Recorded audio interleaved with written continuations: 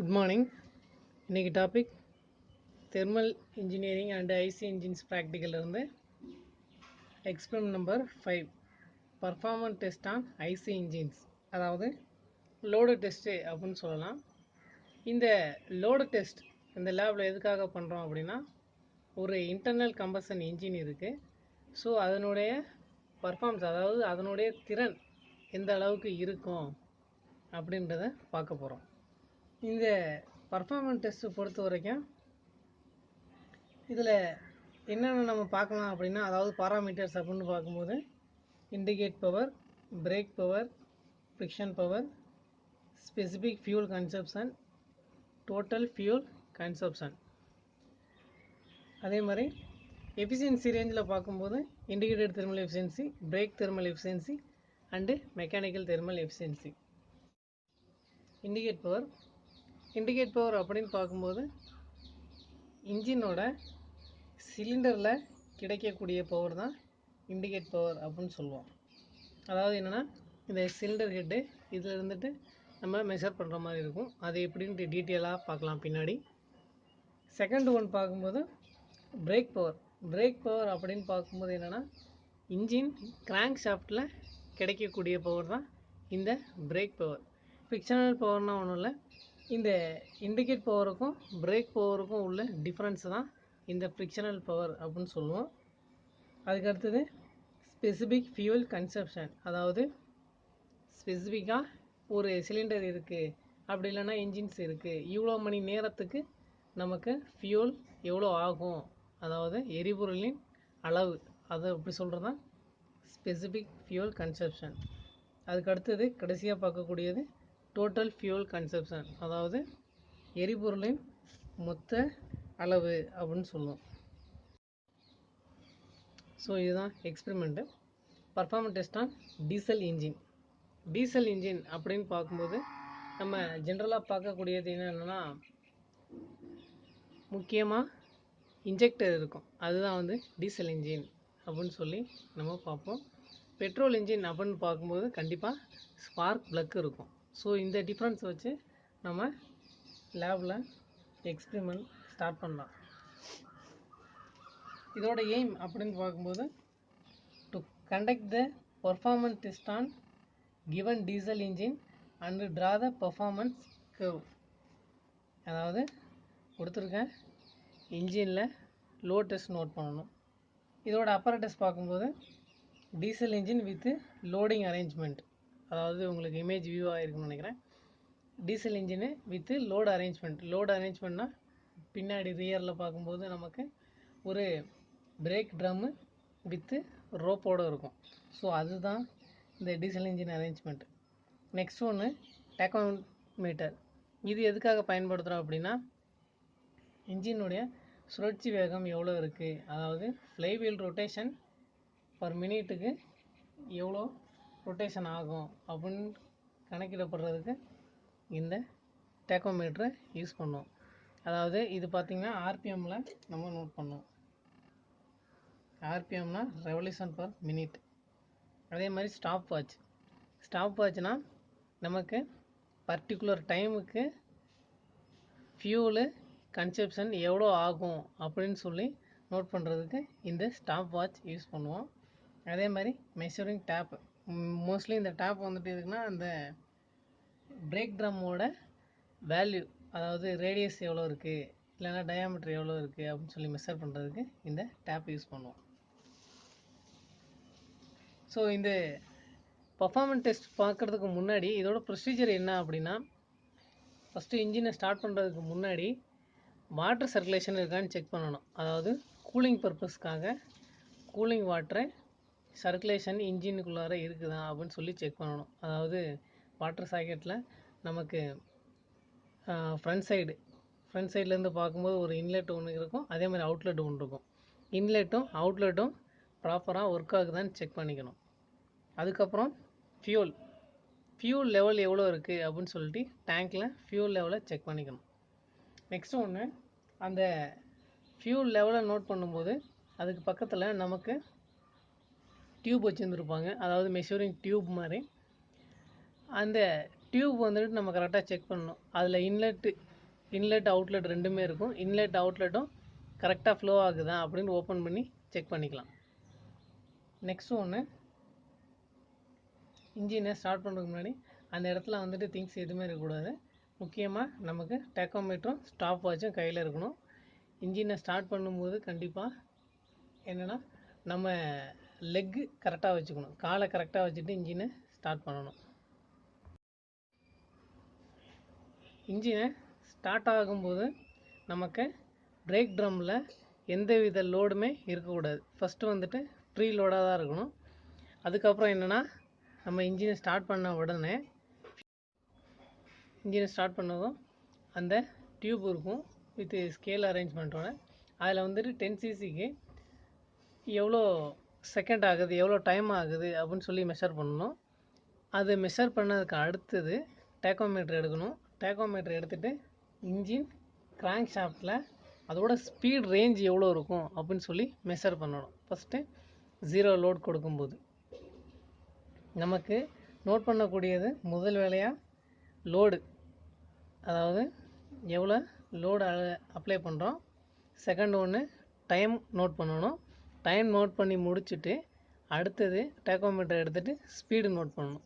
இந்த 3 டேர்ம்ஸும் சர்க்குலேஷனில் பண்ணிக்கிட்டு இருக்கணும். ஃபஸ்ட்டு 0 லோடு அப்ளை பண்ணுறோம். அதுக்கப்புறமேட்டுக்கு 2 kg அப்ளை பண்ணணும். 2 kg அப்ளை பண்ணும்போது ஸ்ப்ரிங் லோடு, அதாவது வெயிட் லோடு பார்க்கும்போது நமக்கு 2 kg அப்ளை பண்ணுவோம். இந்த மேலே கொடுத்துருக்கக்கூடிய ஸ்ப்ரிங் லோடு, இந்த ஸ்ப்ரிங் லோடோட ரேஞ்ச் எவ்வளோ இருக்குது அப்படின்னு சொல்லி அதையும் நம்ம மெஷர் பண்ணணும்.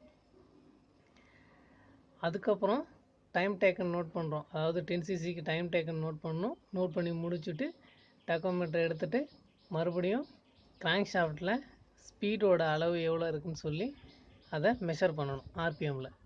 இந்த 3 ஒர்க்கு ரிப்பீட்டடாக நடக்கணும். இதுதான் வந்துட்டு பர்ஃபார்மன்ஸ் டெஸ்ட் ஆன் டீசல் இன்ஜினுக்கான அப்சர்வேஷன் அண்டு டேபிளேஷன். இந்த அப்சர்வேஷன் அண்டு டேபிளேஷன் அப்படின்னு பார்க்கும்போது இந்த அப்சர்வேஷனாக இதில் வந்துட்டு நமக்கு இன்ஜினில் ஆல்ரெடி மேனுஃபேக்சரிங்கில் பிளேட் ஒட்டி இருந்திருப்பாங்க. அந்த பிளேட்டை பார்த்து நம்ம அப்படியே நோட் பண்ணிக்க வேண்டியதான். அதாவது ரிலேட்டட் பிரேக் பவர் அப்படின்னா இப்போ நம்ம காலேஜில் யூஸ் பண்ணுறது 5 HP இன்ஜின்ஸு யூஸ் பண்ணுறோம். ஸோ அதனால் 5 நோட் பண்ணிக்கணும். அப்புறம் specific gravity of diesel engine, petrol engine அந்த மாதிரி தனித்தனியாக இருக்குது. ஸோ நமக்கு டீசல் பார்க்கும்போது 0.85 நோட் பண்ணிக்கலாம். அதே மாதிரி சர்க்கம்ஃபரன்ஸ் ஆஃப் ஃப்ளைவீல் அப்படின்னு பார்க்கும்போது நமக்கு நம்ம காலேஜில் இருக்குது 275 அந்த ரேஞ்சு நோட் பண்ணிக்கணும். அதே மாதிரி கலோரிஃபிக் வேல்யூ ஆஃப் டீசலோட கலோரிஃபிக் வேல்யூ 43,000. அங்கே அந்த நம்ம பர்ஃபார்மன்ஸ் டெஸ்ட் எடுக்க அந்த இன்ஜினில் பிளேட்டில் இந்த மாதிரி டீட்டெயிலெலாம் ஃபுல்லாக அப்சர்வேஷன் கொடுத்துருந்துருப்பாங்க. ஸோ அதை பார்த்து டீட்டெயிலாக எழுதிக்கணும். அடுத்தது டேபிளேஷன். இந்த டேபிளேஷன் பார்க்கும்போது நமக்கு 4 ரீடிங் எடுத்துருந்தால் போதும். ஸோ அதில் ரீடிங் நோட் பண்ணும்போது ஃபஸ்ட்டு ஒன்று நம்ம எம்டி லோடு அப்ளை பண்ணுவோம். அப்ளை பண்ணும்போது நமக்கு 0 0 0, அதாவது லோடு 1 அப்படின்னு பார்க்கும்போது என்னென்னா வெயிட் லோடுனா பிரேக் ட்ரம்மில் நம்மளை நார்மலாக எடுத்து வைக்கக்கூடிய வெயிட் லோடு தான். அதாவது இடக்கல் வைப்போம் இல்லையா, அதான் அந்த வெயிட் தான் W1. W2 அப்படின்னு பார்க்கும்போது ஸ்ப்ரிங் லோடுனா அந்த பிரேக் ட்ரம்மை சுற்றிலும் கயிறு சுற்றிருப்பாங்க, அதாவது ரோப் சுற்றி இருக்கும். அந்த ரோப்புக்கு கீழே நம்ம வெயிட் லோடு அப்ளை பண்ணுவோம். மேலே ஸ்ப்ரிங் லோடர், அதாவது ஆல்ரெடி தெரியும் ராத்தல்னு சொல்லுவாங்க தமிழில், அந்த ஸ்ப்ரிங் லோடர் தொங்கு இருக்கும். இங்கே லோடு அப்ளை பண்ண அந்த பிரேக் ட்ரம்மோட கழுத்தை நெரிக்கும் போது அது தடைன்னு சொல்லுவாங்க. அந்த தடைக்கான உராய்வு எவ்வளோ ஆகுது அப்படின்னு சொல்லி மெஷர் பண்ணுறதுக்கு அந்த ஸ்ப்ரிங் லோடு கொடுத்துருப்பாங்க. அதான் W1 W2 2 லோடுக்கான டிஃப்ரென்ஸு அடுத்த காலத்தில் எழுதிக்கணும். இது பார்க்கும்போது நமக்கு வந்துட்டு நியூட்டனில் வரும். அதாவது ஸ்ப்ரிங் லோடு வெயிட் லோடு இல்லையா, ஸோ அதனால் நியூட்டன் வரும். நியூட்டன் இருக்கிறத நம்ம கிலோகிராமில் கன்வெர்ட் பண்ணணும். கிலோகிராமில் கன்வெர்ட் பண்ணால் ஒன்றும் இல்லை, வேல்யூ 9.81 மல்டிபிள் பண்ணி இங்கே நோட் பண்ணணும். அதுக்கு அடுத்த காலத்தில் கொடுத்துருக்கிறது டைம் டேக்கன் ஃபார் 10cc, அதாவது அந்த ஃபியூல் கன்சப்ஷன் சொன்னோம் இல்லையா, அதில் வந்துட்டு அந்த 10cc எவ்வளோ டைம் டேக்கன் ஆகுது, அதாவது இங்கே 0 லோடு அப்ளை பண்ணும்போது எவ்வளோ டைம் டேக்கன் ஆகுது அப்படின்னு சொல்லி நோட் பண்ணணும். அதுக்கு அடுத்த காலத்தில் ஸ்பீடு, இப்போது டைம் டேக்கன் ஃபார் எக்ஸாம்பிள் இங்கே வந்துட்டு ஒரு 45 செகண்ட் ஆகுது, ஸ்பீடு வந்துட்டு ஒரு 1000 ஆர்பிஎம் ஆகுது அப்படின்னா அதை அப்படியே நோட் பண்ணிக்கணும். இதுதான் நம்ம கணக்கெடுக்கக்கூடிய அளவுகள். அடுத்தது என்ன பண்ணுறோம், இன்ஜின் அப்படியே ரன் பண்ண விடுறோம். ரெண்டாவது ரீடிங் நோட் பண்ணும்போது வெயிட்லோட ஒரு 2 கிலோ அப்ளை பண்ணுறோம், ஒரு 2 kg அப்ளை பண்ணுறோம்.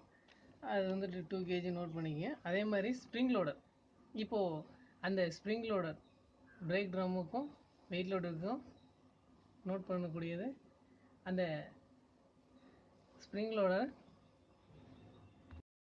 2 kg அப்ளை பண்ணிவிட்டு ஸ்ப்ரிங் லோடரோட வெயிட்டை நோட் பண்ணிக்கணும். அது நோட் பண்ணும்போது ஃபார் எக்ஸாம்பிள் அங்கே வந்துட்டு ஒரு 0.5 இந்த ரேஞ்சு கிடச்சிருக்குது அப்படின்னா நமக்கு ரிமைனிங் உள்ளது இங்கே 1.5 அப்படி நோட் பண்ணணும். அதுக்கு அடுத்தது இதை வந்துட்டு மல்டிபிள் பண்ணோம், அதாவது 10 அப்படி மல்டிபிள் பண்ணோன்னா உங்களுக்கு 15 அப்படின்னு வரும். அடுத்தது டைம் டேக்கன் அப்படின்னு பார்க்கும்போது என்னென்னா, நம்மளுக்கு லோடு அப்ளை ஆக நமக்கு டைம் டேக்கனும் பார்த்திங்கன்னா உங்களுக்கு கம்மியாக தான் வரும். ஸோ இது 45 ஒரு 40 ரேஞ்ச் இல்லைனா 42 அப்படின்ட்டு. அதே மாதிரி அந்த பிரேக் ட்ரம்முக்கு இந்த கயிறு இழுத்து பிடிக்க நமக்கு ஸ்பீடு என்ன ஆகும், ஸ்பீடும் குறையில் வருது அப்படின்னு சொல்லி நோட் பண்ணிக்கணும். அதுக்கு அடுத்தது மறுபடியும் லோடு அப்ளை பண்ணுறோம்.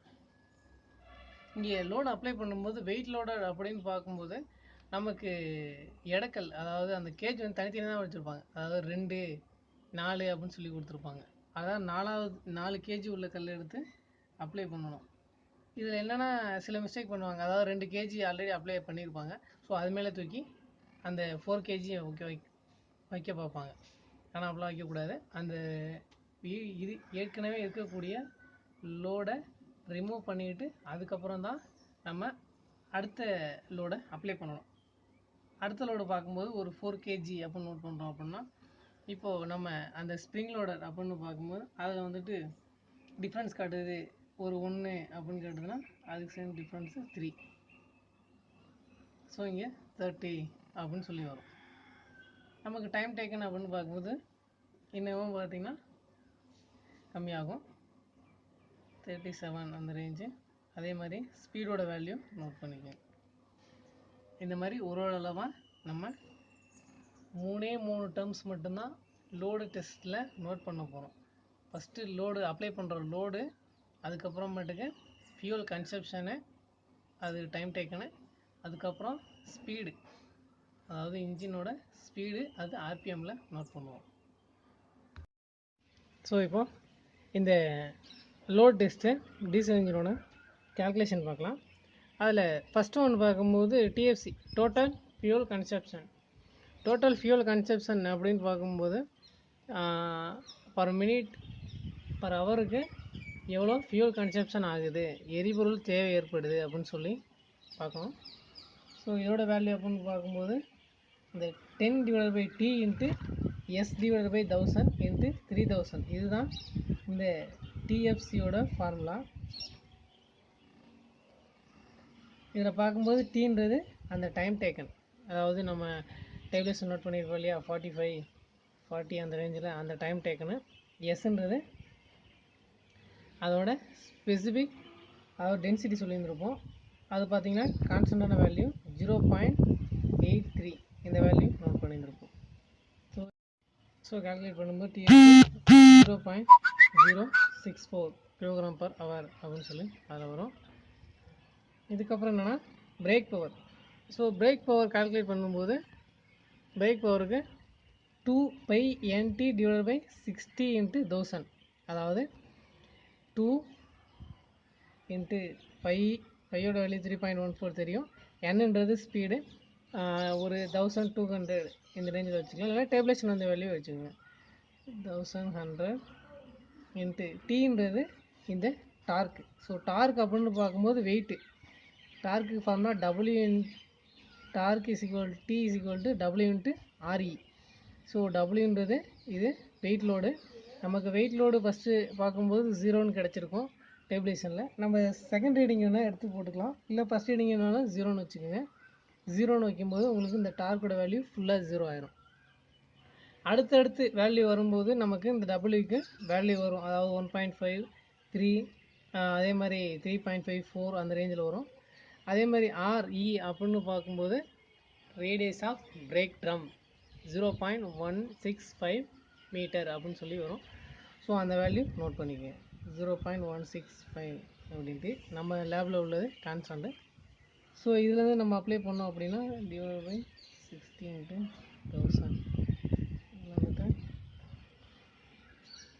2 × 60 × 1000.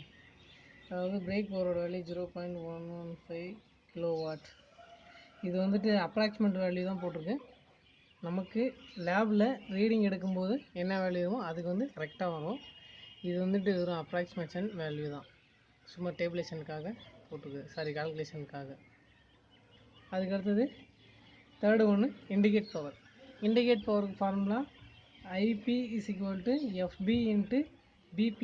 அதாவது பிரேக் பவரும் ஃப்ரிக்ஷன் பவரும் ஆட் பண்ணோன்னா அதான் வந்துட்டு இண்டிகேட் பவர். இந்த ஃப்ரிக்ஷன் பவர் அப்படின்ற வேல்யூ கான்ஸ்டன்ட்டு 1.5. அதாவது என்னென்னா ஃப்ரிக்ஷன் பவர் அப்படின்னு பார்க்கும்போது பிரேக் பவருக்கும் இண்டிகேட் பவருக்கும் உள்ள டிஃப்ரென்ஸ் இது எங்கேனா, நம்ம இன்ஜினோட கான்ஃபிகரேஷன் டேபிளில் ஃப்ரிக்ஷன் பவர் காமனான வேல்யூ கொடுத்துருந்துருப்பாங்க. அதாவது இன்டர்னலில் மெஷர் பண்ணக்கூடிய வேல்யூ இன்ஜினோட கான்ஃபிகரேஷன்லேயே கொடுத்துருந்துருப்பாங்க. ஃப்ரிக்ஷன் பவரோட வேல்யூ 1.5 அப்படின்ட்டு. ஸோ அதை எடுத்துக்கலாம். பிரேக் பவர் அப்படின்றது நம்ம இங்கே கண்டுபிடிச்ச value 0.115. 1.5 + 0.115. So 1.615 kilowatt indicate power அப்படின்னு சொல்லி நோட் பண்ணிக்கலாம். எப்போதுமே பிரேக் பவரை விட இண்டிகேட் பவர் வேல்யூ அதிகமாக வரும். அடுத்தது ஃபோர்த் ஒன் டேர்ம் என்ன கண்டுபிடிக்கணும்னா mechanical efficiency. So mechanical efficiency பார்க்கும்போது brake power divide by indicate power. அதாவது இங்கே பிரேக் பவரோட வேல்யூ இருக்குது, அதே மாதிரி இங்கே இண்டிகேட் பவரோட வேல்யூ இருக்குது. ஸோ இதில் வந்து இதில் டிவைட் பண்ணியிருக்கோன்னா அதுதான் நமக்கு மெக்கானிக்கல் எஃபிஷியன்சி. இது எல்லாமே அப்ராக்சிமேஷன் வேல்யூ தான், பார்த்துங்க மெக்கானிக்கல் எஃபிஷியன்சி. அதே மாதிரி நெக்ஸ்ட் ஒன்று இண்டிகேட்டட் தெர்மல் எஃபிஷியன்சி. இது போடுங்க, அதுக்கப்புறம் நம்ம இங்கே பார்த்துக்கலாம். இண்டிகேட்டட் தெர்மல் எஃபிஷியன்சி அப்படின்னு பார்க்கும்போது indicate power × 3600 divide by TFC × calorific value. So இது வந்துட்டு பர்சன்டேஜ்லாம் 100 யூஸ் பண்ணிக்கோங்க. இண்டிகேட் பவர்ன்றது ஆல்ரெடி கண்டுபிடிச்சது 1.615 × 3600. TFC அப்படின்னு பார்க்கும்போது டோட்டல் ஃபியூல் கன்சப்ஷன் இங்கே இருக்கு இல்லைங்களா, அதாவது பர் ஹவருக்கு 0.064 × கலோரிஃபிக் வேல்யூ 43,000 ஆல்ரெடி அப்சர்வேஷன்லேயே போட்டு வந்துருப்போம். ஸோ 43,000 × 100 அப்படின்னு சொல்லிட்டு இந்த இண்டிகேட்டட் தெர்மல் எஃபிஷியன்சி நோட் பண்ணிக்கலாம். அதே மாதிரி ஓவரால் எஃபிஷியன்சி அப்படின்னு பார்க்கும்போது என்னென்னா, அதாவது brake power × 3600 divide by TFC × CV 1000. Brake பவரோட வேல்யூ ஆல்ரெடி கொடுத்துருப்பாங்க, இந்த வேல்யூ இங்கே அப்ளை பண்ணிக்கணும். அதில் இருந்துட்டு TFC இங்கே உள்ளது, CVன்றது 43,000. லாஸ்ட்டாக நம்ம கண்டுபிடிக்க வேண்டியதுன்னா ஸ்பெசிஃபிக் ஃபியூல் கன்சப்ஷன் SFC அப்படின்ட்டு. லாஸ்ட் ஒன்று SFCயோட வேல்யூ, அதாவது ஸ்பெசிஃபிக் ஃபியூல் கன்சப்ஷன் அப்படின்னு பார்க்கும்போது நமக்கு TFC divide by brake power, TFC total fuel consumption divide by brake power, அதாவது 0.664 divide by brake power value 0.115 use பண்ணோன்னா நமக்கு SFCயோட வேல்யூ கிடைச்சிடும். ஸோ டோட்டலாக பார்க்கும்போது நம்ம டோட்டல் ஃபியூல் கன்சப்ஷனு, பிரேக் பவர், இண்டிகேட் பவர், அதே மாதிரி mechanical efficiency, indicated thermal efficiency, brake thermal efficiency, last ஒன்றா 6th ஒன்றா SFC ஸ்பெசிஃபிக் ஃபியூல் கன்சப்ஷன். இதுதான் வந்துட்டு லோ டெஸ்ட் அண்ட் டீசல் இன்ஜினுக்கான கேல்குலேஷன். Okay, thank you.